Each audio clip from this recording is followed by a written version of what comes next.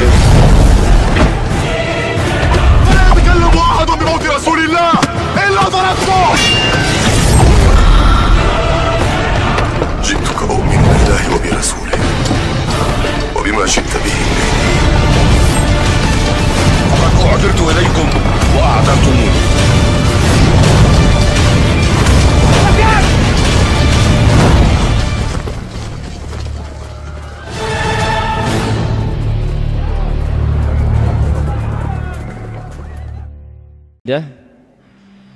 Dengan tema alamul jin, alam jin.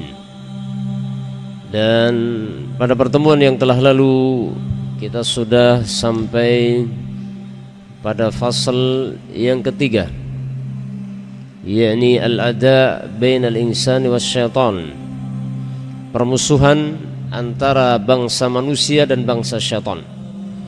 Dan kita sudah melewati pembahasan yang pertama, yakni asbabul ada wa tarikhihi wa syiddati hadzal ada, faktor-faktor yang menyebabkan terjadinya permusuhan antara bangsa manusia dan bangsa syaitan, dan juga sejarah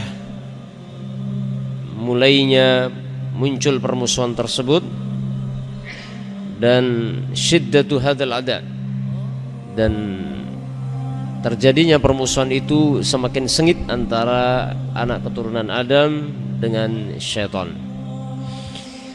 Maka kita akan memasuki pembahasan berikutnya, adalah pembahasan yang kedua. Ya, al-mabhasus tsani, pembahasan yang kedua, yakni ahdafus syaitan, misi-misi syaitan. Jadi setelah kita mengetahui pada pertemuan yang telah lalu, pada pembahasan yang pertama, bahwa syaitan itu memiliki permusuhan yang sangat luar biasa kepada umat manusia semenjak Adam alaihissalam. Mereka memendam dendam yang diwariskan secara turun-temurun kepada anak keturunannya sampai akhir zaman. Maka dengan demikian mereka pun memiliki misi-misi syaitan untuk melancarkan permusuhan mereka kepada bangsa manusia. Umat manusia memiliki beberapa misi-misi. Yang pertama adalah misi jangka panjang. Kemudian nanti yang kedua adalah misi jangka pendek. Ya. Maka waspadalah. Syaitan memiliki misi luar biasa di dalam merusak ataupun menyesatkan umat manusia melalui misi-misi besar mereka. Kurang lebih ada dua misi yang disebutkan penulis di sini. Yang pertama adalah al-hadful ba'id, misi jangka panjang. Yang kedua adalah misi jangka pendek. Ya. Kita masuk misi yang pertama.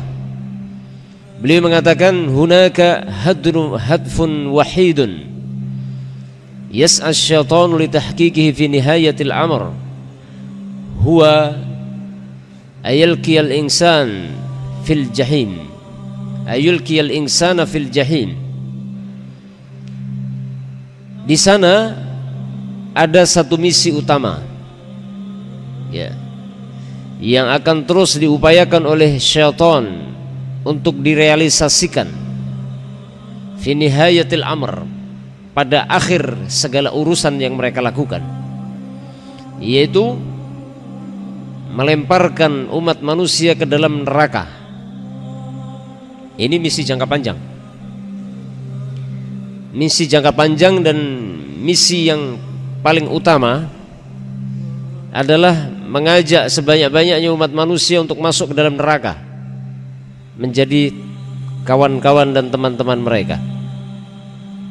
Karena mereka tidak akan pernah rela, mereka dilaknat oleh Allah, akan dimasukkan ke dalam neraka kekal. Kemudian anak Adam akan kembali ke surga. Syaitan tidak akan pernah ridho itu. Maka berbagai cara dan upaya akan mereka lakukan bagaimana umat manusia bersama-sama mereka masuk ke dalam neraka. Ya. Wa yahrumuhu minal jannah, dan syaitan akan menghalang-halangi manusia dari surga dengan segala daya upaya yang mereka mampu akan mereka lakukan apapun demi untuk menghalang-halangi manusia jangan sampai manusia masuk ke dalam surga. Jangan sampai manusia masuk ke dalam surga. Allah Subhanahu wa taala berfirman mengkisahkan tentang bagaimana misi tersebut. Misi jangka panjang, dan itu adalah misi yang paling utama dan menjadi akhir dari segala misi yang dilontarkan oleh bangsa syaitan kepada bangsa manusia. Apa kata Allah dalam surah Fatir? Allah mengatakan innama yad'u hizbahu liyakunu min ashabis sa'ir.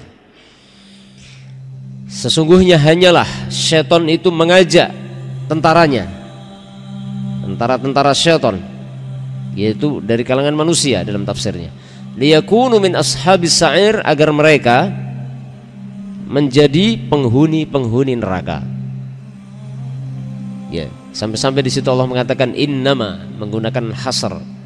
Ini menunjukkan bahwasanya misi utama, misi jangka panjang yang paling utama dan merupakan akhir atau puncak dari segala misi mereka adalah mengajak umat manusia masuk ke dalam neraka. Ya, itulah misi jangka panjang.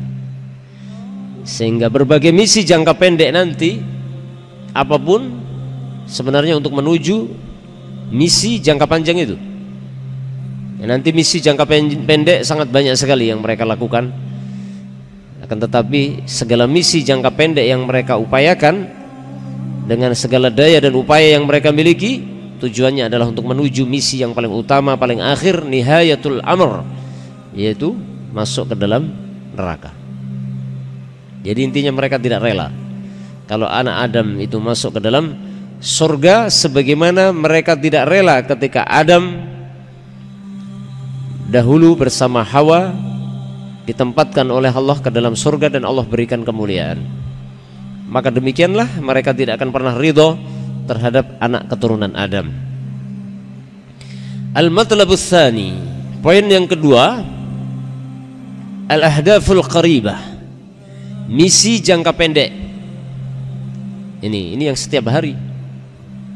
Ini yang setiap hari dilontarkan kepada umat manusia adalah misi jangka pendek dengan berbagai ragam, berbagai model dan bentuk. Walaupun itu semuanya nanti ujung akhirnya adalah sebagai wasilah ila jahannam. Ya, misi jangka pendek itu semuanya adalah merupakan jalan yang mengantarkan kepada misi jangka panjang mereka, yaitu manusia agar berbondong-bondong masuk ke dalam neraka. Nasallahu alaihi wasallam. Al-ahdaful qaribah, misi jangka pendek. Dzalika huwa hadfus syaitan al-ba'id.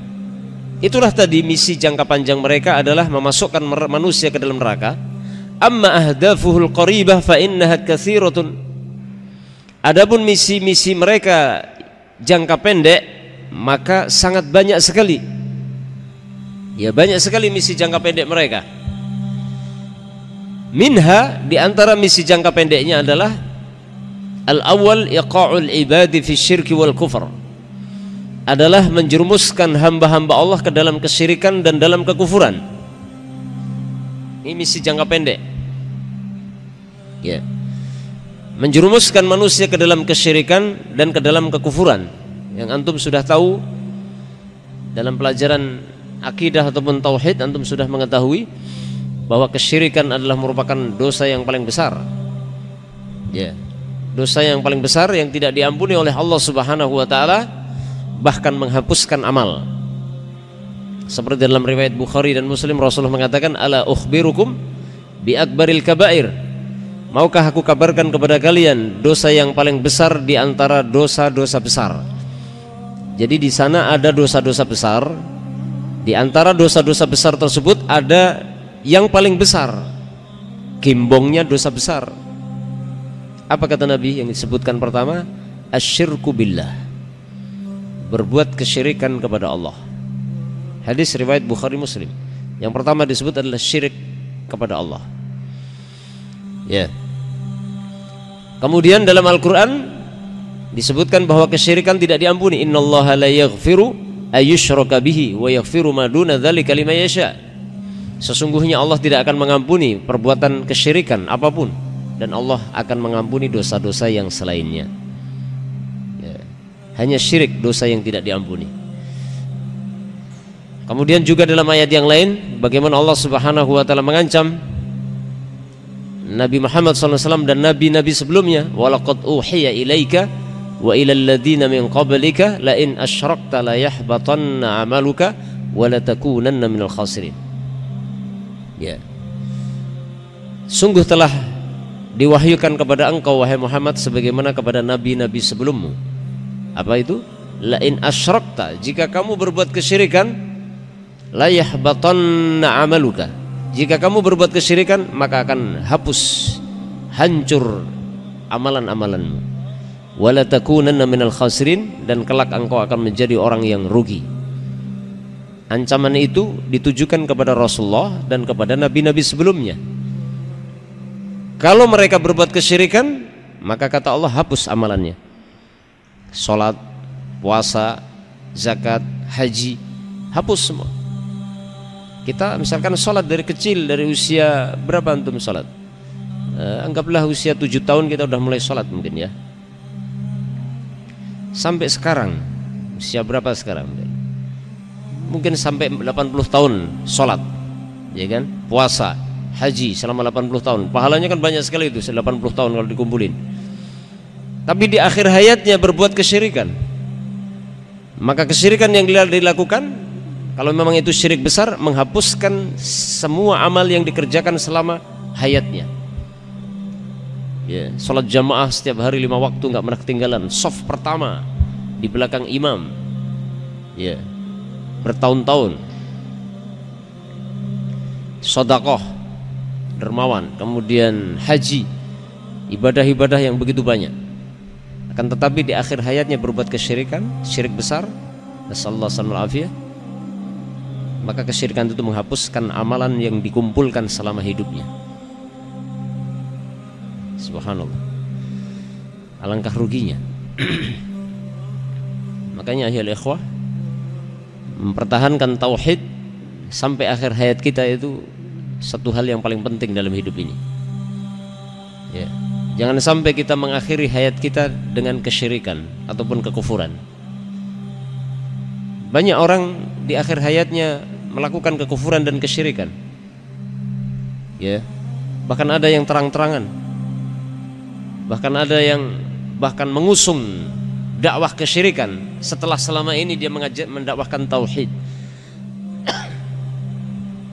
Sekolah di Timur Tengah sampai jadi doktor, profesor. Jurusannya akidah. Akan tetapi akhir-akhir di masa tuanya tiba-tiba dia berubah 190 derajat. Justru dia mengajak orang untuk kepada kesyirikan, kekufuran. Kalau mati dalam kondisi seperti itu bagaimana? Nasallallahu alaihi.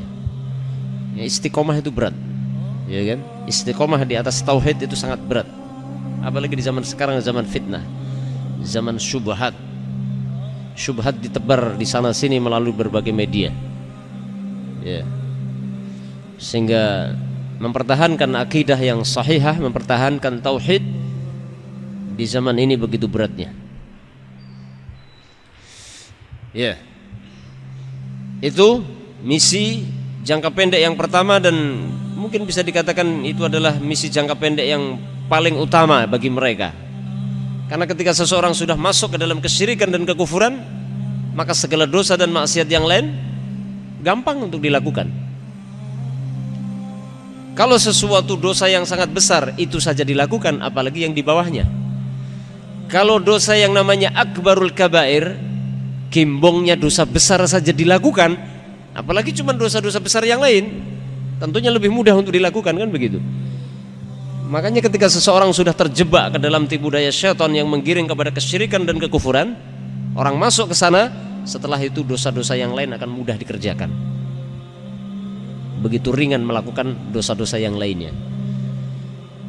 Ya, sehingga sebagian ulama mengatakan kesyirikan itu adalah merupakan pintu yang mengantarkan kepada segala bentuk perbuatan dosa dan maksiat. Jadi kalau syirik sudah terbuka, yang lain mudah gitu.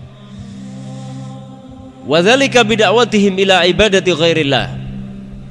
Hal itu dengan cara mereka mendakwahkan ibadah kepada selain Allah. Wal kufru billahi wa bi syari'atihi. Kufur kepada Allah dan kepada syariatnya. Kama tsali syaitani idz qala lil insani kfur. Sebagaimana syaitan ketika mengatakan kepada manusia ukfur, kufurlah kamu ya, tentunya dengan berbagai redaksi akan mereka bawa gitu ya. Falamma kafara qala inni bari'um mink. Maka ketika manusia sudah menjadi kufur, maka syaitan akan mengatakan sungguh saya berlepas diri darimu. Begitu dia. Jadi nggak berani tanggung jawab walaupun nanti sama-sama akan masuk neraka. Imam Muslim meriwayatkan dalam sahihnya dari sahabat Iyad ibn Hammar anna Nabi sallallahu alaihi wasallam khataba dzata yaum. Pada suatu hari Nabi sallallahu alaihi wasallam berkhutbah. Faqala fi khutbatihi, lantas beliau berkata di dalam khutbahnya. Rasulullah sedang khutbah di mimbar, kemudian berkata di tengah-tengah khutbahnya, ya ayyuhan nas innallaha amarani an u'allimakum ma jahiltum mimma 'allamani yaumi hadha. Wahai segenap manusia, sesungguhnya Allah telah memerintahkan kepadaku agar aku mengajarkan kepada kalian apa yang kalian tidak tahu di antara hal yang Allah telah ajarkan kepada saya hari ini. Kullu malin nahaltuhu 'abdan halal. Ya. Semua harta yang aku berikan kepada seorang hamba itu halal. Segala pemberian Rasulullah pasti halal. Ya. Kullu malin nahaltuhu 'abdan halal. Wa inni, ya. Ini hadis qudsi gitu ya. Jadi Rasulullah sallallahu alaihi wasallam dalam khutbahnya mengatakan, wahai segenap manusia, sungguhnya Allah memerintahkan kepadaku agar aku mengajarkan kepada kalian perkara yang kalian tidak tahu di antara perkara yang Allah mengajarkan kepadaku hari ini. Apa? Itu setelahnya. Ini tanda bacanya perlu diperbaiki. Setelah ini hadis qudsi. Ya, Rasulullah mengatakan apa yang Allah katakan. Kullu malin nahaltuhu 'abdan halalun. Semua harta yang telah aku berikan kepada seorang hamba itu halal. Wa inni khalaqtu ibadi hunafa'a kulluhum au kullahum. Dan sungguh aku kata Allah telah menciptakan hamba-hambaku semuanya dalam kondisi hanif. Hanif, Ibnu Katsir mengatakan ma'ilun anis syirk. Hanif artinya jauh dari kesyirikan. Artinya manusia itu lahir, diciptakan Allah, lahir di muka bumi dalam kondisi bertauhid asalnya. Sebagian mengatakan hunafa ay muslimin. Wa innahum atadhumus syayatin, akan tetapi sayangnya sungguh mereka didatangi oleh syaitan. Ya, ini menunjukkan bahwasanya bayi lahir itu fitrah. Fitrahnya adalah bertauhid. Ya. Akan tetapi sayangnya sungguh mereka didatangi oleh syaitan. Fajtalathum an dinihim. Kemudian syaitan itu merenggut mereka, menggelincirkan mereka dari agama mereka. Jadi ketika bayi itu lahir, maka dalam kondisi hanif.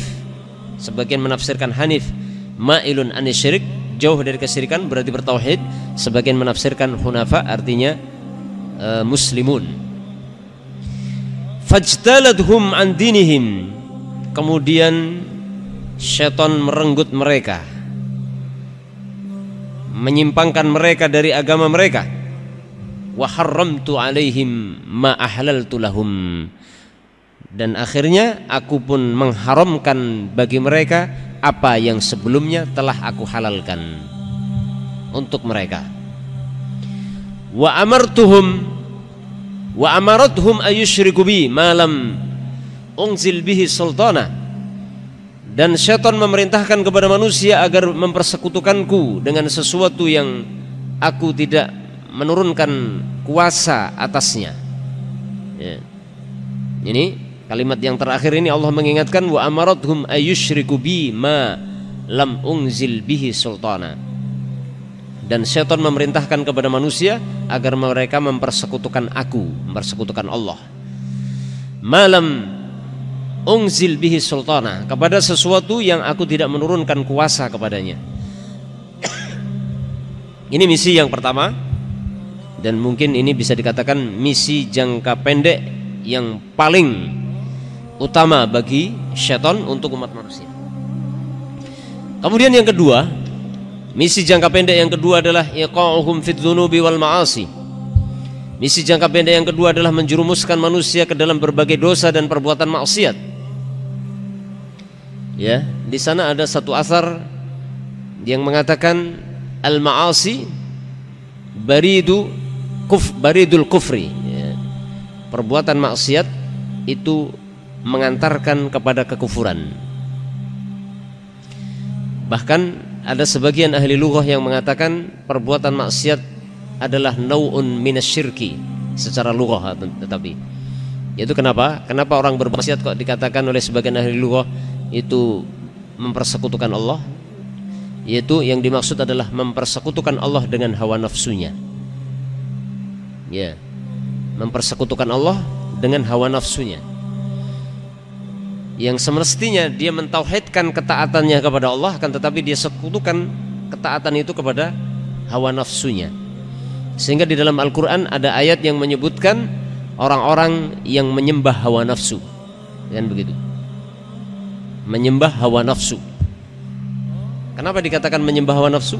Iya, karena dia mentaati hawa nafsunya, menjauh dari ketaatan kepada Allah Subhanahu wa ta'ala. Sebagian salaf mengatakan dalam asarnya, al-ma'asi baridun kufri. Ya, kemaksiatan itu pengantar kepada perbuatan kufur. Fa idza lam yastati' iqauhum fi syirki wal kufri. Kemudian jika seandainya syaitan tidak sanggup untuk menjerumuskan manusia ke dalam kesyirikan dan kekufuran, apa yang terjadi? Apa yang mereka lakukan? Fa innahu la ya'asu. Maka mereka tidak putus asa. Ini dia ya ikhwah. Ini syaitan enggak putus asa. Ketika mereka gagal dalam satu misi, menjerumuskan manusia ke dalam kesyirikan, gagal, enggak berhasil. Mungkin karena belajar tauhid sehingga susah dijerumuskan ke dalam syirik, ya kan? Hari-hari belajar tauhid sehingga syaitan mau menggelincirkan ke dalam kesyirikan, enggak bisa. Ketika syaitan gagal untuk menjerumuskan manusia ke dalam kesyirikan, kekufuran, mereka enggak putus asa. Apa yang wa yarda bima duna dzalika min iqahim fid dzunub wal ma'asi. Dan syaitan pun ingin atau ridho dengan apa yang merupakan dosa yang di bawah kesyirikan dan kekufuran, yaitu apa? Min iqa'ihim fid dzunubi wal ma'asi, yaitu terjerumusnya manusia ke dalam dosa-dosa dan kemaksiatan. Ya, mau dijerumuskan ke dalam kesyirikan enggak bisa, karena mungkin belajar tauhid, tahu kalau ini syirik gitu kan. Maka akan dibawa kepada dosa yang lain. Gitu. Wa gharasal adawah wa gharsul adawati wal baghdha fi sufufihim, dan menumbuhkan permusuhan dan kebencian di tengah-tengah barisan kaum muslimin, orang-orang yang beriman. Ini dia. Ya, dijerumuskan ke dalam syirik, dibujuk untuk berbuat syirik, kufur, enggak bisa. Syaitan tidak putus asa, maka dibawa kepada perbuatan dosa. Atau ditumbuhkan dalam hati kebencian dan permusuhan kepada sesama kaum mukminin. Dan itu terjadi. Ya. Dan itu benar-benar terjadi. Bahkan menimpa sebagian sahabat Nabi, ya kan? Apa yang disebut dengan tahris bainal mukminin. Memecah belah kaum mukminin dengan adanya kebencian dan permusuhan. Dan itu nanti kalau sudah masuk ke sana, perlahan-lahan tapi pasti akan tergiring kepada dosa-dosa yang lebih besar, lebih besar, lebih besar. Dan ujung-ujungnya pun kufur, ujung-ujungnya. Makanya tidak salah ketika dalam asar dikatakan al-ma'asi baridul kufri. Perbuatan maksiat itu adalah pengantar kepada kekufuran. Makanya harus hati-hati. Termasuk antum ini para santri, jangan ada permusuhan dan kebencian kepada sesama santri. Kalau ada maka harus segera dijauhi, harus segera dibersihkan, karena itu adalah dari syaitan itu. Ini sama temannya sendiri bermusuhan, berkelahi, nggak pantas. Di samping nggak pantas itu dari syaitan, itu berbahaya. Fi Sunan Tirmidzi, di dalam Sunan Tirmidzi Rasulullah mengatakan, ala wa inna syaitana qad aisa ayyubada fi biladikum hadhihi abada. Jaziratul Arab dalam hadis yang lain. Ketahuilah sesungguhnya syaitan sudah berputus asa untuk bisa disembah di negeri kalian ini selama-lamanya. Maksudnya di Jaziratul Arab, di Makkah dan Madinah. Walakin, apa kata Nabi? Walakin satakun lahu ta'atun fima tahtaqiruna min a'malikum fasayarda bih. Akan tetapi satakunu lahu ta'ah, akan tetapi syaitan akan memiliki sebuah ketaatan fima, pada perkara yang kalian akan remehkan berupa amalan-amalan. Itu maksudnya apa? Ketaatan untuk meremehkan amalan. Ini harus hati-hati. Fasayarda bih, maka syaitan pun akan ridho dengan itu. Ini juga pintu syaitan. Ya. Apa? Bermula dari merendahkan, meremehkan amalan. Kadang-kadang akhirnya membawa kepada kita merendahkan amalan orang lain, menganggap remeh amalan orang lain. Itu pintu syaitan ke sana. Dalam Sahih Muslim dari sahabat Jabir bin Abdullah, beliau berkata, qala Rasulullah sallallahu alaihi wa alihi wasallam, Rasulullah sallallahu alaihi wasallam bersabda, inna syaitana qad ayyisa ay'budahul musalluna fi jaziratil Arab walakin fit tahrishi bainahum. Sesungguhnya syaitan itu benar-benar telah berputus asa untuk bisa disembah oleh orang-orang yang mengerjakan sholat di Jazirah Arab. Maksudnya para sahabat waktu itu maksudnya. Walakin fit tahrishi bainahum, akan tetapi syaitan akan mampu melakukan tahris, menanamkan permusuhan di antara mereka. Dan itu terjadi. Bahkan ketika Rasulullah masih hidup, sempat terjadi clash antara muhajirin wal ansar, ya kan? Yang Rasulullah langsung tegur mereka ketika ada pertengkaran kecil, yang sehingga asobiyah kepada golongannya mulai muncul. Pada waktu itu Rasulullah menyaksikan, mendengarkan sahabat muhajirin sudah memanggil ansar dengan panggilan yang tidak mengenakan, kemudian ansar memanggil muhajirin dengan panggilan yang tidak mengenakan juga. Maka Rasulullah mengingatkan, di tengah-tengah kalian masih ada amrun min umuril jahiliyah. Di tengah-tengah kalian masih ada perkara di antara perkara jahiliyah. Ya kan? Muncul kebencian gitu. Setelah Rasulullah wafat gimana? Subhanallah. Setelah Rasulullah wafat, perpecahan semakin, ya, terjadi perpecahan. Ya. Terutama pada puncaknya lah di masa Khalifah Ali, ya kan? Di sana terjadi perang Siffin, perang Jamal dan lain sebagainya, sampai taraf seperti itu. Walaupun kita yakin bahwasanya para sahabat Nabi mereka ma'dzuruna fi dzalik, mereka ma'dzur dalam masalah itu, karena itu hasil ijtihad yang keliru. Dan orang yang berijtihad keliru dalam ijtihad maka dimaafkan. Akan tetapi itu sebagai ibrah bahwasanya tahris syaitan bainal muslimin benar-benar waqi', terjadi. Di zaman sahabat saja terjadi, apalagi zaman kita. Makanya antum para santri waspadalah, ya. Itu adalah minasyaitan. Kalau ada di antara antum bertengkar, segera selesaikan. Harus ada yang segera islah mendamaikan. Dulu pernah saya lihat di sana, dulu tahun berapa itu, orang berantem gara-gara rebutan kamar mandi, ya kan? Terutama kalau pagi, rawan itu. Pagi-pagi kan semuanya mau bongkar pasang, bongkar muatan gitu ya.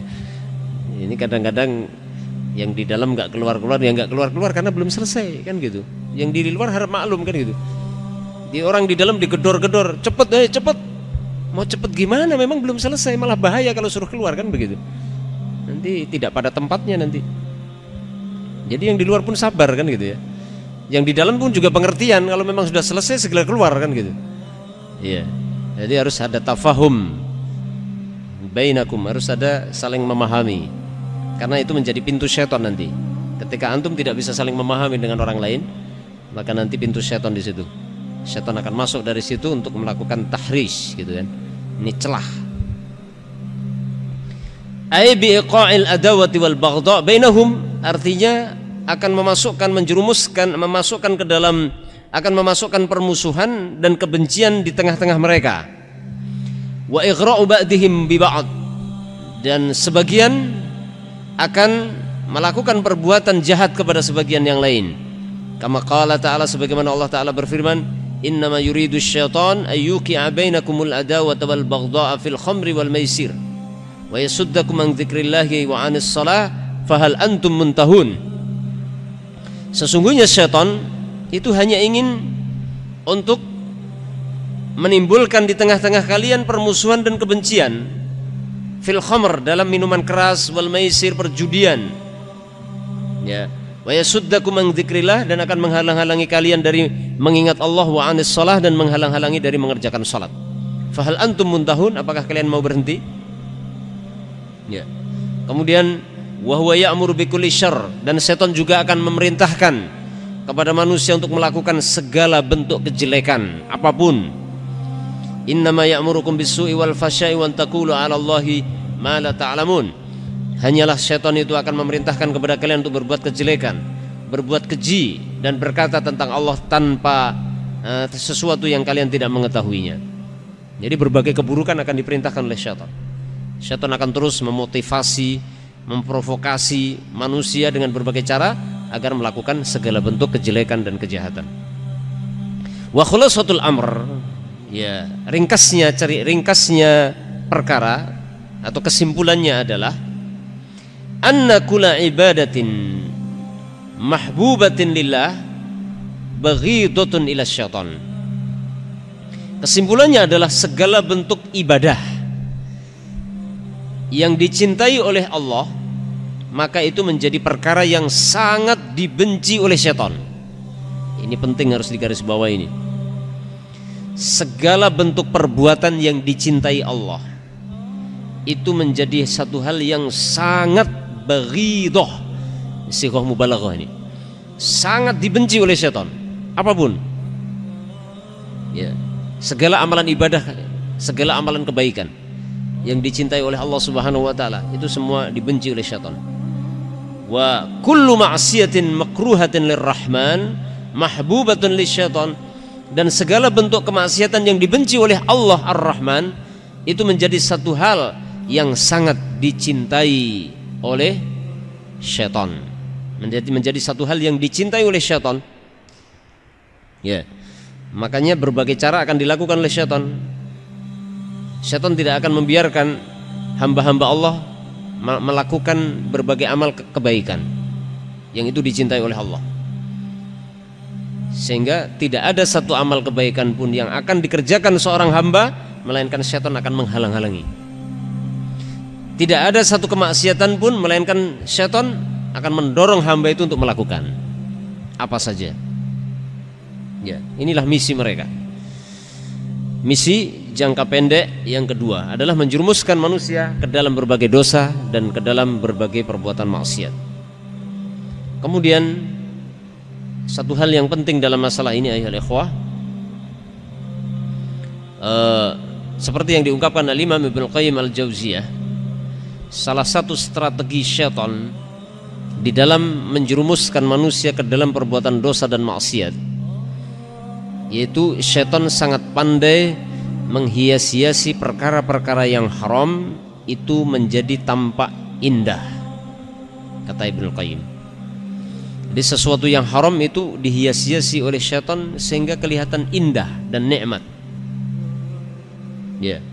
Makanya kalau ada orang melakukan perbuatan kemungkaran, kekufuran, kesyirikan, kemudian dia merasa tentram jiwanya, maka itu adalah talbis min talbisi syaitan.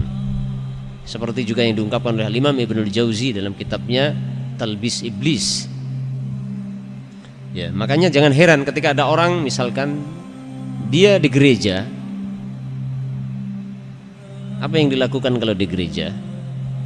Berdoa kepada orang yang mereka yakini sebagai anak Tuhan, kan gitu. Mereka merasa damai, merasa sejuk hatinya, ya kan begitu. Belum lagi lagu-lagu haleluya yang dilakukan itu lagu-lagu yang menyentuh hati, misalkan. Jadi orang merasa nikmat dengan itu, maka itu talbis. Atau orang melakukan perbuatan maksiat yang lain. Contoh, bernyanyi, menyanyi, ya kan? Nyanyi. Ada orang yang mengatakan, ada orang akhirnya bertobat dari masa lalu buruknya disebabkan seorang penyanyi. Padahal menyanyi itu diharamkan. Terus gimana? Talbis minasyaitan, dihias-hiasi, ya. Kemudian ada orang akan melakukan ketaatan, tapi ketika melakukan sebuah ketaatan itu merasa tidak nyaman. Kenapa? Dihalang-halangi oleh syaitan. Jadi ketaatan itu dihias-hiasi sama syaitan dengan sesuatu yang tidak menyenangkan. Contoh, membaca Al-Quran. Membaca Al-Quran dengan bernyanyi. Orang menyanyi bisa kuat berjam-jam, tapi kalau baca Quran setengah jam sudah KO. Kenapa kok bisa begitu ya? Iya. Di sana ada syaitan. Sesuatu yang haram akan dihias-hiasi menjadi indah sehingga orang betah melakukan. Ya. Tapi sesuatu yang baik akan dihalang-halangi, dihias-hiasi dengan sesuatu yang tidak menyenangkan. Makanya dalam hadis Rasulullah mengatakan apa? Huffatil jannatu bil makarih wa huffatin naru bisyahawat. Surga Allah atau jalan menuju surga itu dihias-hiasi dengan hal-hal yang tidak menyenangkan. Ya. Sementara jalan menuju neraka itu dihias-hiasi dengan syahwat, sesuatu yang menyenangkan. Ya. Kemudian yang ketiga, as-salisu yaqa'uhum fil bid'ah. Ya. Menjerumuskan manusia ke dalam perbuatan bid'ah. Kata beliau, wahiyya ahabbu ila syaitan minal fusuki wal ma'asi. Perbuatan bid'ah itu lebih disenangi oleh syaitan daripada perbuatan fasik dan maksiat yang lain. Kenapa? Li'anna dhararaha fid din, karena dampak mudaratnya bid'ah itu mengenai agama. Beda kalau maksiat yang lain itu mudaratnya hanya mengenai diri orang yang melakukan perbuatan maksiat. Tapi kalau bid'ah itu merusak agama. Makanya Al-Imam Sufyan Ats-Tsauri berkata, al-bid'atu ahabbu ila iblis minal ma'siyah. Perbuatan bid'ah lebih disenangi iblis daripada perbuatan maksiat yang lain. Apa alasannya? Li'annal ma'siyata yutabu minha. Karena perbuatan maksiat itu masih bisa diharapkan orang bertobat darinya. Wal bid'atu la yutabu minha. Sementara bid'ah, ya, pelakunya sulit diharapkan tobatnya. Bagaimana orang mau bertobat orang dia merasa benar? Kan gitu ya. Ya. Makanya jarang orang ahlul bid'ah bertobat dari bid'ahnya, itu jarang. Illa man rahima rabbuh, kecuali orang yang dirahmati Allah Subhanahu wa taala. Jadi bid'ah itu asik, dan mereka orang ahlul bid'ah mengakui kalau bid'ah itu asik. Gitu kan? Antum baca sholawat, ya, sesuai dengan sunnah Nabi, baca saja. Dengan orang baca sholawat dengan diiringi alunan musik, oh betah itu bisa sehari semalam, ya kan? Tanya para mantan-mantan itu. Iya enggak? Betah. Belum lagi ada penarinya di situ. Talbis di situ. Orang-orang mengatakan, oh sejuk, ya kan katanya. Dengan menghadiri acara sholawat seperti ini, hatinya menjadi tentram, sejuk, damai. Talbis. Kata Sufyan Ats-Tsauri, al-bid'atu ahabbu ila iblis minal ma'siyah. Bid'ah itu lebih disenangi oleh iblis daripada maksiat yang lain. Dan perbuatan maksiat masih bisa diharapkan, karena perbuatan maksiat masih mungkin diharapkan pelakunya bertobat. Karena orang melakukan maksiat secara umum sadar kalau itu salah. Tapi kalau orang melakukan bid'ah, tidak ada orang melakukan bid'ah itu merasa salah, kan gitu. Oleh karena itu para ahlul bid'ah itu berbagai cara akan mencari dalil pembenaran, ya, untuk membenarkan. Sebenarnya nggak ada dalilnya, tapi cari-cari gitu, memperkosa dalil yang tidak pada tempatnya dipaksa, kan gitu. Istidlatnya serampangan ke sana kemari. Sehingga bagaimana mungkin ahlul bid'ah bertobat? Oleh karena itu kata para ulama, bid'ah ini juga perbuatan yang berbahaya, bahkan lebih berbahaya dari maksiat-maksiat yang lain, ya. Kemudian yang keempat, sadduhu al-ibadah an ta'atillah, menghalang-halangi hamba-hamba Allah dari melaksanakan ketaatan kepada Allah. Menghalang-halangi hamba-hamba Allah dari melaksanakan ketaatan kepada Allah. Itu misi yang keempat, misi jangka pendek. Berarti setiap hari kita hadapi misi-misi yang jangka pendek ini. Wa huwa la yaktafi bid'awatin nasi ilal kufri wadzunubi wal ma'asi. Setan tidak merasa cukup dengan mengajak manusia untuk melakukan kufur, perbuatan dosa, perbuatan maksiat. Enggak cukup. Bal yasudduhum man fi'lil khair. Akan tetapi setan juga menghalang-halangi manusia dari melakukan kebaikan. Dari satu sisi diajak, diseru melakukan kekufuran, kemaksiatan. Dari sisi yang lain dihalang-halangi dari melakukan ketaatan. Lengkap sudah. Fala yatruku sabilan min sabilil khair, min subulil khair. Maka syaitan tidak akan membiarkan satu jalan pun di antara jalan-jalan kebaikan. Yaslukuhu abdun min ibadillah, yang akan ditempuh oleh hamba di antara hamba-hamba Allah, illa qa'ada fi, melainkan pasti syaitan akan duduk di jalan itu, ya. Jadi jalan yang mengantarkan kepada kebaikan diduduki oleh syaitan. Yasudduhum, yang mana syaitan akan menghalang-halangi mereka. Wa yumilu bihim, dan akan menggelincirkan atau memalingkan mereka, ya. Jadi misalkan di jalan lurus menuju ke masjid gitu, ya, dibelokkan supaya jangan ke masjid. Atau jalan lurus menuju kepada satu kebaikan dibelokkan menuju kepada yang lain. Seperti itu. Fa'an Sabrah ibn Abi Fakih qal, beliau mengatakan sami'tu Rasulullah sallallahu fa'an Sabrah ibn Abi Fakih qal, beliau berkata sami'tu Rasulullah sallallahu alaihi wasallam yaqul, Rasulullah bersabda, inna syaitana qa'ada li ibni Adam bi atrukihi. Sesungguhnya syaitan menduduki untuk anak Adam jalan-jalan mereka. Faqa'ada lahu bi tariqil Islam. Maka syaitan ada yang menduduki jalan menuju Islam. Faqal, sehingga syaitan itu akan berkata, tuslim, kamu akan masuk Islam. Ini menghalang-halangi orang yang mau masuk Islam, ya kan? Ada orang sudah mendapatkan petunjuk tentang kebenaran Islam, dia ingin masuk Islam, maka jalan menuju Islam akan dihalang-halangi oleh syaitan. Syaitan mengatakan, tuslim wa tadzaru dinak wa dina abaik wa abai abaik. Kamu akan masuk Islam, ya?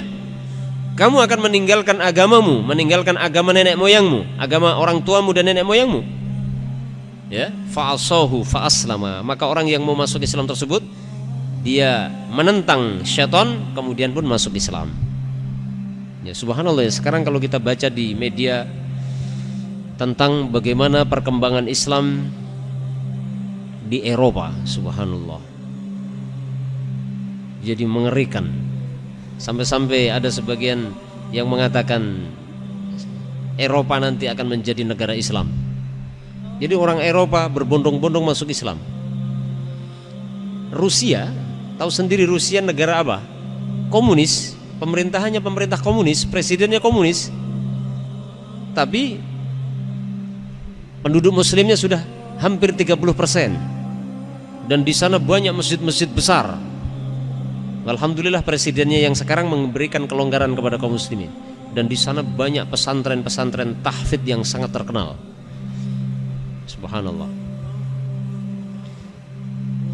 Tapi kebalikannya ya, di negara-negara Islam banyak pemurtatan. Ya. Banyak pemurtatan di sana sini, baik pemurtatan secara terselubung ataupun secara terang-terangan. Jadi hidayah Allah subhanallah di negara-negara barat, negara Eropa sangat luar biasa. Ya, dan mereka, keislaman mereka benar-benar keislaman dengan ilmu gitu kan. Mungkin itu barangkali yang menyebabkan orang-orang Eropa, orang-orang barat itu kan orang-orang kritis gitu kan. Dan banyak diberikan kecerdasan oleh Allah. Mereka kritis. Sehingga ketika Islam itu dijelekkan sama orang-orang Eropa, justru orang-orang Eropa tertantang untuk pengen tahu Islam itu sebenarnya bagaimana. Ada sebuah kisah yang dikisahkan seorang syekh, saya dengarkan dalam ceramahnya.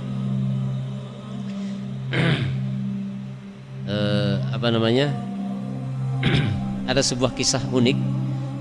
Di Amerika ada seorang pemuda masuk Islam karena Bush, di masa pemerintahan Bush waktu itu. Jadi masuk Islamnya justru karena sebab Bush. Pertanyaannya, Bush itu dai apa Muslim apa gimana kan gitu? Tahu sendiri kan bagaimana permusuhannya dengan Islam. Tapi kenapa kok dalam kisah tersebut dikisahkan ada seorang pemuda masuk Islam karena George Bush penyebabnya. Singkat cerita, diceritakan oleh syekh tersebut bahwasanya ceritanya ada seorang pemuda ya, yang dia sempat mendengarkan ceramahnya George Bush waktu itu, sedang lewat di sebuah tempat yang di situ ada acara presiden George Bush sedang ceramah di situ. Lewat saja secara nggak sengaja dengar kata-kata yang belum pernah didengar. Apa? Dengar kata-kata Islam yang selama ini belum pernah didengar. Baru itu tahu sendiri orang, dia seorang pemuda lahir tumbuh di tengah-tengah keluarga kafirin kan gitu. Jadi belum pernah dengar kata-kata Islam gitu kan. Tapi di tengah-tengah ceramahnya George Bush menyebut kata-kata Islam.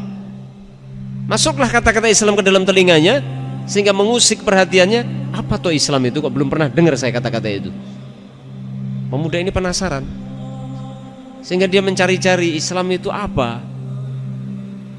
Ya, akhirnya dia cari, dia mengira-ngira mungkin Islam itu nama pabrik atau nama perusahaan atau nama supermarket. Dia cari-cari ke sana kemari nggak ketemu. Akhirnya dia masuk ke warnet. Ya kalau di Indonesia warnet, kalau di sana nggak tahu namanya apa. Kemudian tulis di bawah Google itu, tulis kata-kata Islam kan gitu.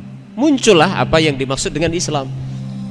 Disitulah dia semakin tertantang, semakin penasaran dengan Islam, agama Islam gitu, yang dia belum pernah dengar sebelumnya. Akhirnya dia belajar, semakin penasaran, dan dia bandingkan dengan agama orang tuanya. Disitulah Allah memberikan hidayah dan akhirnya dia dipertemukan dengan seorang Muslim dan dia diperkenalkan dengan Islam, kemudian diajarkan Islam, masuk Islam. Sehingga cerita ini diberi judul masuk Islam gara-gara George Bush. Subhanallah ya. Pertanyaannya, kalau orang-orang Eropa itu banyak masuk Islam setelah belajar Islam. Tapi di negara-negara Islam apa yang terjadi? Kebanyakan penduduknya Islamnya Islam keturunan, tapi nggak mau belajar. Ini masalah ini. Jadi dari kecil dilahirkan ibunya muslimah, bapaknya muslim. Dia menjalankan agama Islam hanya sekedar rutinitas harian. Ini masalahnya. Kesalahannya kedua orang tua pun tidak menanamkan, mengajarkan dengan benar ilmu tentang keislaman. Jadi hanya mengalir saja, kan begitu. Kan antum nanti kalau sudah punya anak, didik betul anak antum, jangan hanya suruh ngikut aja ke masjid, ikut sholat ke masjid, waktunya puasa, ajak puasa. Bukan hanya seperti itu. Fahamkan ilmu kan gitu. Islam itu dibangun di atas ilmu kan. Jadi anak kita harus kita ajarkan ilmu. Jadi mereka kita tanamkan pemahaman. Ya. Dan dimulai dari masalah akidah, jelas itu. Kebanyakan kan mengalir saja. Mengalir ngikut saja kebanyakan. Jujur saja begitu. Ya kan? Sehingga ruh Islam itu tidak ada dalam hati mereka. Jadi amalan Islam itu hanya sekedar rutinitas harian seperti yang dilakukan ibu bapaknya. Maka ini tidak, akhirnya keislaman itu tidak menjadi ruhnya. Sehingga ketika ditanya pun nggak bisa menjawab. Kenapa kamu sholat? Gitu kan? Dia pasti bingung kalau ditanya. Nah, kenapa kamu sholat? Nggak tahu ya. Loh, kok nggak tahu kok sholat? Loh, kenapa kamu sholat? Nggak tahu kok sholat. Ya, disuruh sama Abi. Paling gitu jawabannya. Disuruh sama Umi, kan gitu ya. Jadi dia tidak mengerti apa itu sholat, kenapa dia sholat dan seterusnya. Subhanallah. Bahkan mungkin pakai cadar. Ya, anak saya yang paling kecil pun lihat uminya pakai cadar, dia ikut-ikutan pakai cadar. Iya kan? Coba nanti kalau sudah gede, kan harus difahamkan itu. Subhanallah. Ada lagi kisah yang menarik di Amerika. Banyak cerita ya kalau kita baca. Subhanallah. Ada seorang mantan apa itu namanya? Fotomodel. Tahu sendiri fotomodel? Enggak tahu antum ya. Di Amerika Serikat ada seorang wanita mantan fotomodel. Dia masuk Islam disebabkan karena melihat seorang wanita mutahajjibah. Seorang wanita yang pakai hijab di Amerika. Si mantan fotomodel ini penasaran dengan wanita itu. Kenapa dia pakai cadar, kenapa pakai niqab, kemana-mana seperti itu. Dia awalnya ingin tahu.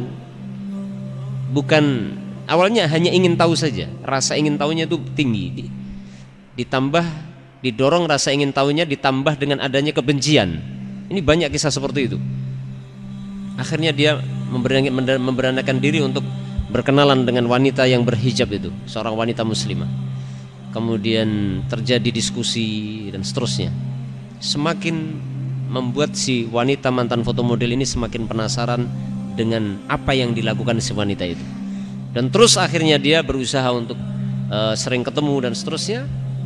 Dan subhanallah, perlahan-lahan tapi pasti Allah memberikan hidayah melalui si wanita muslimah tersebut.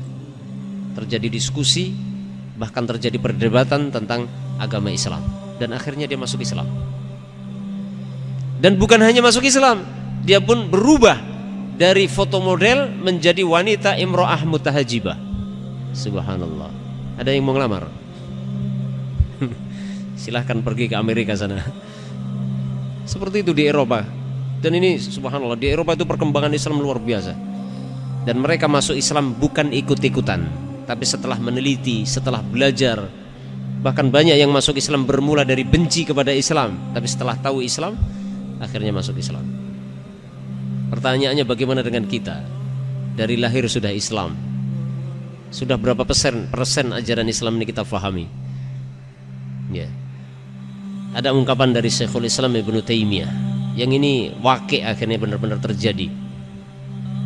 Dalam Majmu' Fatawa, Syekhul Islam Ibnu Taimiyah pernah menyebutkan kurang lebih seorang muslim atau orang kafir yang masuk Islam kemudian dia mengamalkan ajaran agama Islam, itu hakikat keyakinan tidak bisa langsung kokoh dalam hati.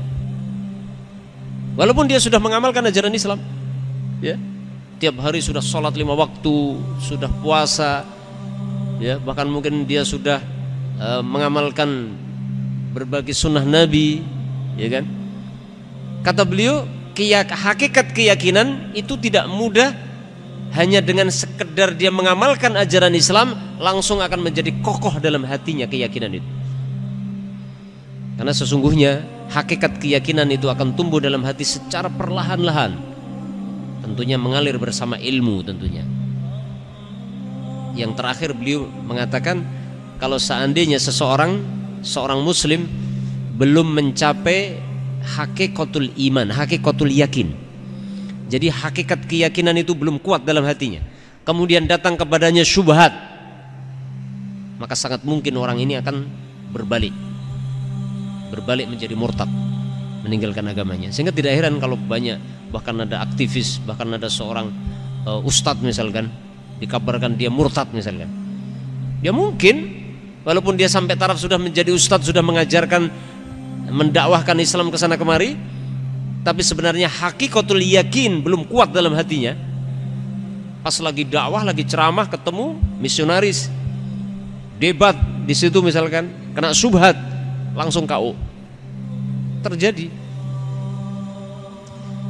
Makanya apa yang disampaikan Ibnu Taimiyah tentang hakikatul yakin, hakikat keyakinan, ini harus benar-benar diupayakan, karena itu menjadi kunci keistiqomahan seseorang. Ya kan? Seperti yang disyaratkan dalam hadis Nabi SAW, ya, seseorang tidak akan bisa istiqomah. La yastaqimu 'abdun hatta yastaqimu qalbuh, kata Nabi. Ya, tidak akan bisa seorang hamba istiqomah sampai hatinya istiqomah. Jadi hati harus istiqomah dulu. Nasallallahu alaihi wasallam. Kemudian summa qa'ada lahu bi tariqil hijrah, kemudian setan pun akan menduduki jalan hijrah. Orang mau hijrah, jalan menuju hijrah itu diduduki oleh setan. Faqal, sehingga setan akan berkata kepada orang yang mau hijrah, tuhajir wa tad'u ardaka was sama'aka, kamu akan berhijrah dan kamu akan meninggalkan tanah kelahiranmu, tanah kelahiranmu, was sama'aka, dan langitmu, maksudnya tanah kelahiran. Tanah dan langit maksudnya tanah kelahiran maksudnya. Wa innama masalul muhajiri kamatsalil faras fit tul fa'asahu fahajara. Ya. Hanyalah permisalan orang yang hijrah itu seperti faras fit tul. Dalam catatan kaki dikatakan al-habl tawil. Ya. Jadi seperti kuda yang berada dalam tali yang diikat dengan tali yang sangat panjang. Jadi dia menakut-nakuti maksudnya menggambarkan hijrah itu susah. Ibaratnya seekor kuda yang diikat dengan tali yang sangat panjang. Jadi setan ini menakut-nakuti. Intinya kalau hijrah itu susah, nanti kamu akan menderita. Fa'asahu, kemudian orang yang akan berhijrah itu pun menentang atau bermaksiat kepada setan. Fahajara, maka dia pun sukses berhijrah. Jadi orang mau hijrah dihalang-halangi. Dan hijrah tentunya ada dua makna, seperti yang antum sudah pelajari dalam kitab apa itu? Al-Usulul Tsalatsa. Hijrah, al-hijratu hijratan, hijrah hissiyah atau madiyah, wa hijrah ma'nawiyah. Hijrah hissiyah atau madiyah adalah meninggalkan negeri kekafiran, berpindah kepada negerinya kaum muslimin untuk menyelamatkan agama. Yang kedua adalah hijrah ma'nawiyah, adalah meninggalkan kemaksiatan, berpindah kepada ketaatan, meninggalkan kekufuran dan kesyirikan kepada tauhid. Hijrah maknawi.